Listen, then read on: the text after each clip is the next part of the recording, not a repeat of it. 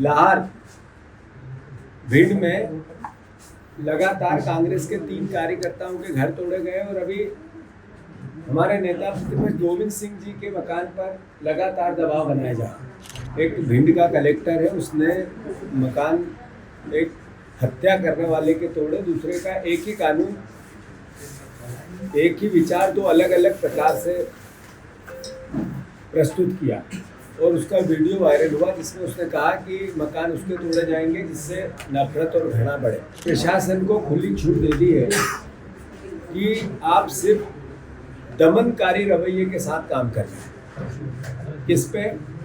इस प्रदेश के दलितों पे, इस प्रदेश के कांग्रेस के कार्यकर्ताओं पे, जो कानून से बाहर जाकर सरकार और अधिकारी और कर्मचारी करेंगे। कांग्रेस का कार्यकर्ता ताकत से खड़ा हो। किसी भी परिवार में ऐसी घटना जो समाज को शर्मसार करती है, कांग्रेस इस पाठ पे जाके अब खड़ी हो। जहां भी मकान तोड़ने की प्रक्रिया कानून के उल्लंघन के साथ चालू करेंगे और भेदभाव करेंगे, वहां भी कांग्रेस पार्टी के नेता और कार्यकर्ता मुकाबला करेंगे। पूरे प्रदेश में भारतीय जनता पार्टी, जैसा कि सर्वविदित है कि कांग्रेस के कार्यकर्ताओं पर लगातार प्रशासन के द्वारा दमन कर, जैसा कि प्रदेश में एजेंडा है। एक भिंड का कलेक्टर है, उसने मकान एक हत्या करने वाले के तोड़े, दूसरे का एक ही कानून एक ही विचार दो अलग अलग प्रकार से प्रस्तुत किया और उसका वीडियो वायरल हुआ जिसमें उसने कहा कि मकान उसके तोड़े जाएंगे जिससे नफरत और घृणा बढ़े।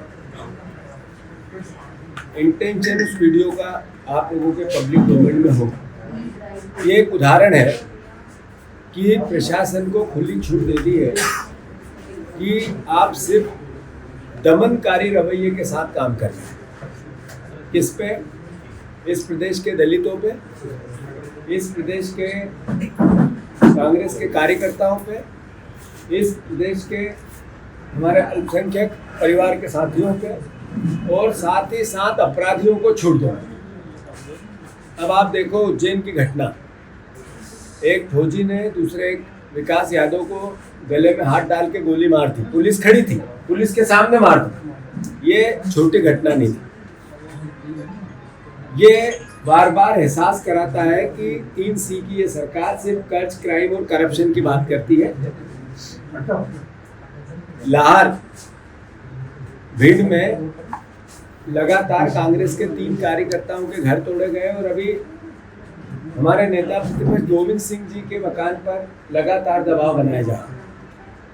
ये भारतीय जनता पार्टी का चाल, चरित्र और चेहरा, नफरत, घृणा और बदला, ये एक एहसास कराता है कि प्रदेश का भविष्य इनके हाथ में सुरक्षित नहीं।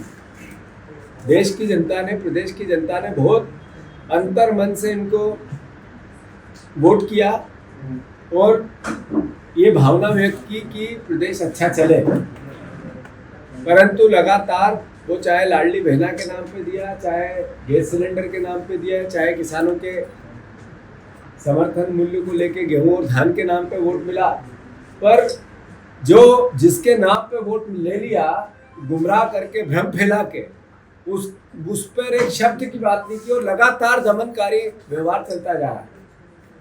क्राइम, मध्य प्रदेश राजधानी है देश की।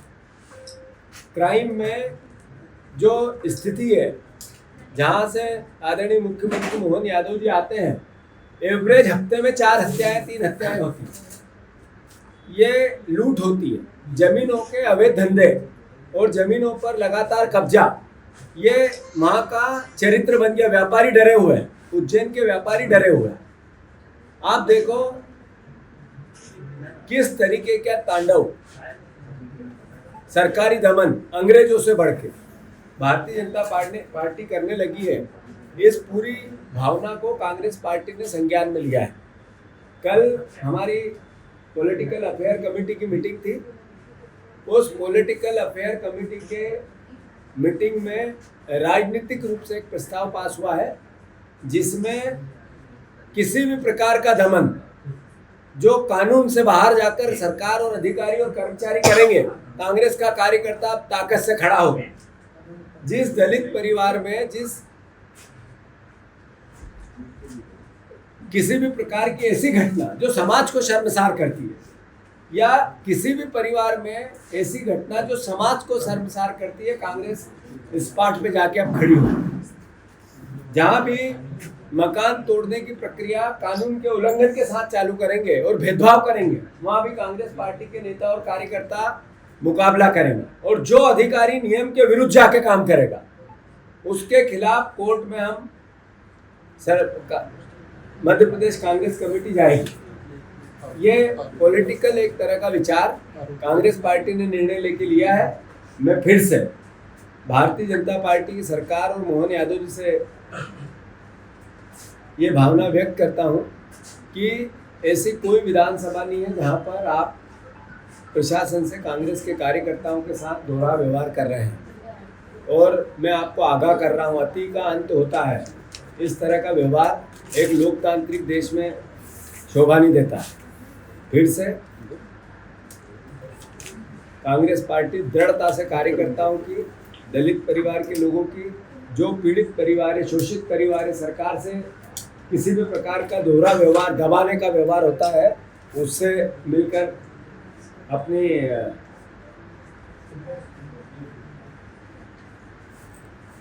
लड़ाई लड़ेगी। जैसा अभी मुझे बताया गया है कि रिपुआ गांव बड़ा बल्लारा की घटना है।